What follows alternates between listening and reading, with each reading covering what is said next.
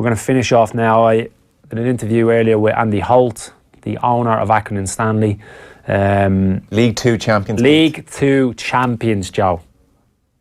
League Two champions. I know. Phenomenal. For anyone just tuning in, I've been pushing this story all week. I'm glad you got the finger out and did the interview. This is a modern day miracle. Okay. Bit strong. No, it's not too strong. Okay. So let's hear what Andy Holt had to say. Joining us now is the owner of Accrington Stanley, Andy Holt. Andy, thanks very much for taking the time to join us. No problem, mate. Let's bring it back to when you took over 3 years ago now. You're a successful businessman in your own right. What was the attraction to Accrington Stanley? Well, there wasn't an attraction. We sponsored the shirt because they'd no brass. So we sponsored the shirt for them to give them a little bit of cash. And when we went to pre-season friendlies, it were obvious that they were going down.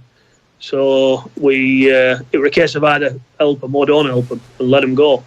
So I had no intentions of buying a football club. I just got kind of roped in. Is it, well, it's gone quite well so far, Aspie. You were so close last year, but one of the pivotal moves, I think, in the last few years since you took over was probably getting John Coleman back to the football club. He'd obviously had a very successful stint first time around, 12 and a half years at the club, 3 promotions to get them into the Football League. How important was it to get him in charge? Well, it's crucial because he knows the club and he knows all its faults.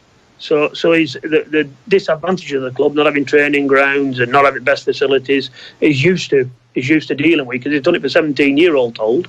So, we needed John on the job and obviously the job suits John. I mean, we're good mates. We've become good mates as well. So when I took over, a big thing that we did with John was sort the contracts out, and that really changed the game for Accrington Stanley. I wasn't surprised that we won the league this year. Were you really not? There's a lot of outsiders obviously will be very surprised in terms of Accrington Stanley winning the league, Accrington Stanley playing in League One next year. But I've already mentioned you went close last year. You've touched on the contract situation. Can you talk to me a little bit about the recruitment and how difficult, or is it difficult?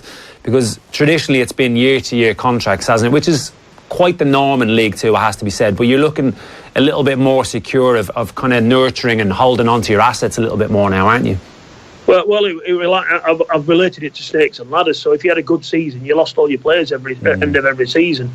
And you go back to the beginning and start again with a brand new squad. So it kind of like schools out every year. You couldn't get any consistency, and in any business you need incremental improvements year on year, and that was missing at Stanley. So by changing that, we had that Josh Windass and Matty Crooks issue with Rangers early on, and that taught me a lesson the hard way. So we got a contract sorted out. So the first season we went, we nearly went up. We lost out by a goal difference on last day of the season, as everybody knows, which really sickened Corley, but it didn't bother me because I weren't ready for going up. John was, he always is, but I wasn't. So the season after that, we were third bottom at Christmas. Now, that was because at the end of the season where we nearly went up, we lost all bar 5 of us players. So when you had a good season, everybody came in and took your players, and they didn't buy them off you. They just outbid you in wages. So we put contracts in order, and every transfer window since then, we've been improving the squad. So the second half of last year, we went on a 15-game unbeaten run. We were bringing that into this year, and we were adding to that squad, not losing it. So that's what gave me confidence that we'd do well. So next season we're going in with a decent squad and adding to it and adjusting it. We're not creating 2/3 of squad again. So it's made a big difference to John. When you factor in the budget, because reports obviously one of the lowest budgets in League Two, how difficult is it when you go and you try to recruit these players coming from maybe a higher level of football club but not getting first team opportunities? How hard is that, and how big of a factor is John Coleman in that? Well, John has real deep contracts in game. He's been a manager for 20 odd years, so he knows the game. I mean, he scored 549 goals in non-league in his career, which if he scored 30 a season, it's 19 seasons. He knows the game inside out. He knows the people in the game inside out. Recruitment and pay isn't really a problem, because what we are selling is, if you join us, you can use it as a stepping stone to move up the pyramid. So we are happy for players who've got ambition and aspiration to grow, to come and join us. And short-term cash is not necessarily the only issue to them.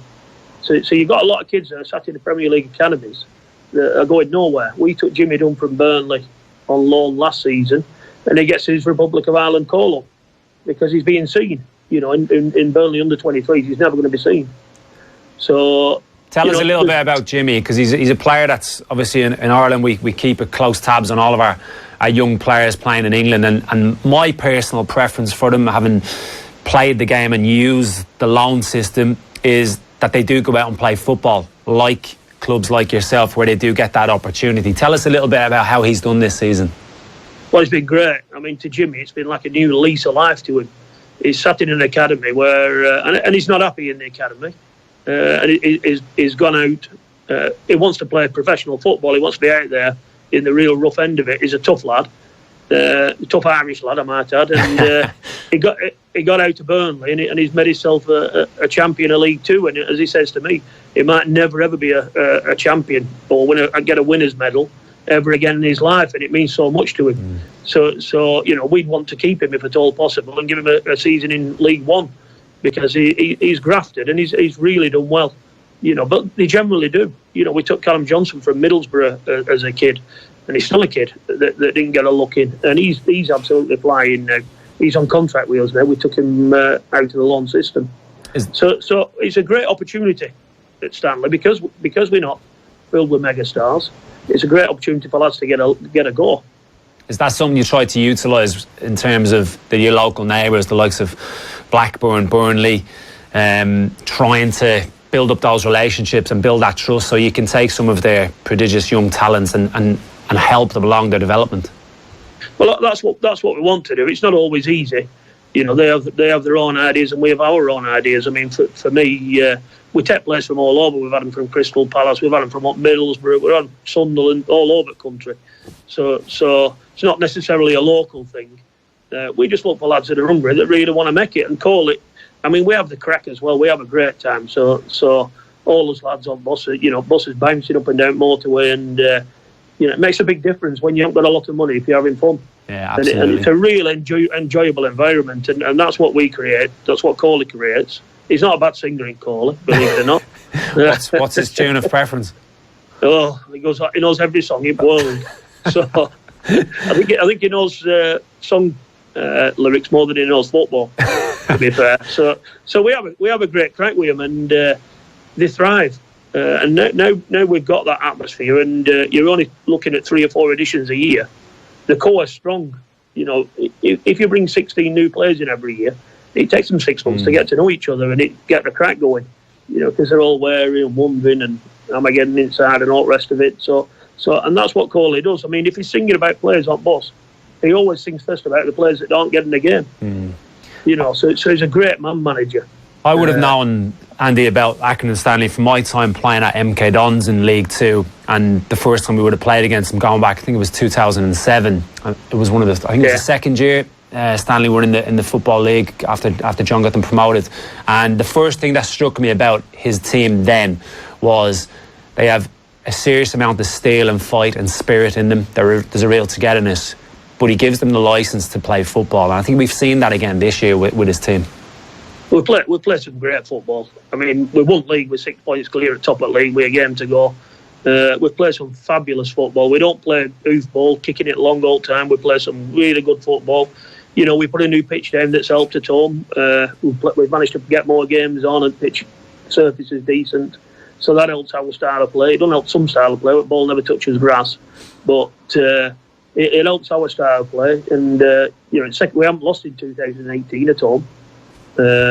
So I think out of 13 games at home in 2018, we won 11. So the record's been staggering, and the 18 wins from the last 22 games, going right back to, I think it was the 30th of December that run started. Yeah. When did you feel that, here we go, this is possible, automatic is more than realistic? No, we felt it all along. First half of the season, we were bringing in new recruits.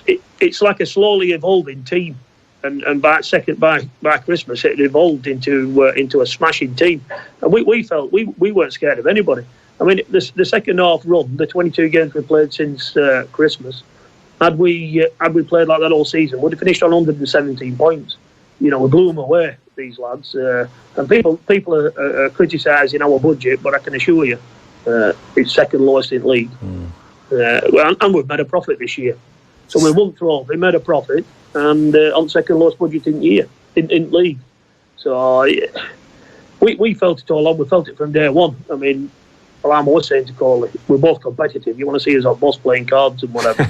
But I'm always saying to Corley, get your finger out. We can win this.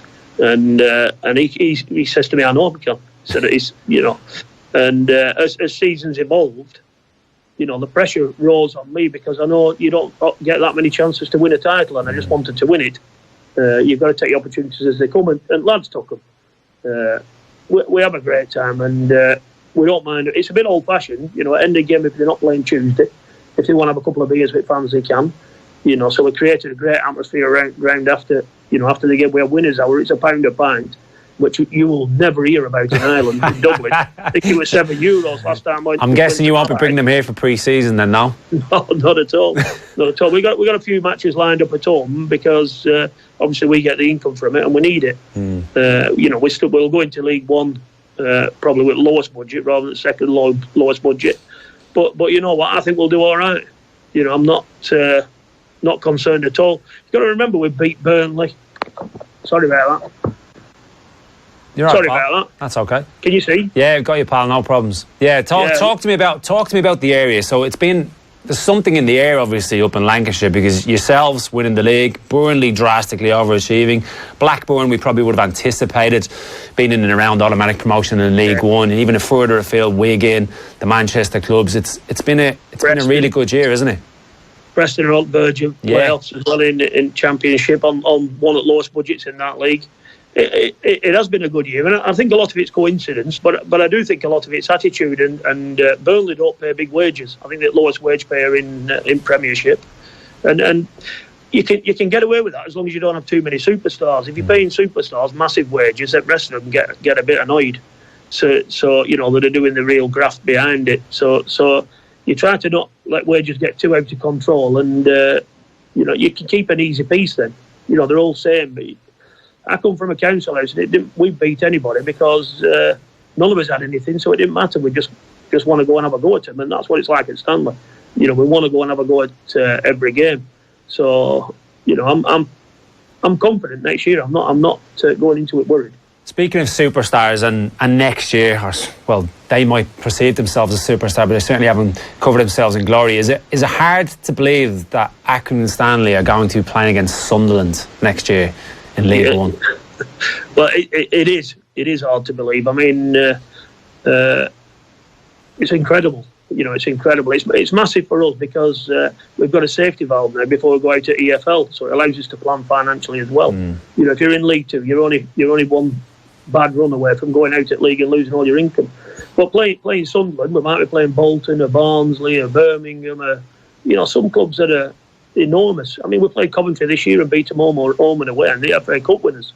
So it's amazing for little Accrington. I mean, when they come to our place, they're not going to enjoy it. That's for sure. We give them a right good. It's an eye opener, isn't it? It is an eye opener. If you play there, you know it. Yeah, super place. I enjoyed it. I enjoyed it. Listen, Andy, thank you very much for taking the time. Enjoy your last game of the season on Sunday. On Saturday, I should say. Enjoy the cards with John Coleman, and I hope you win. Take it easy, buddy. Look after yourself.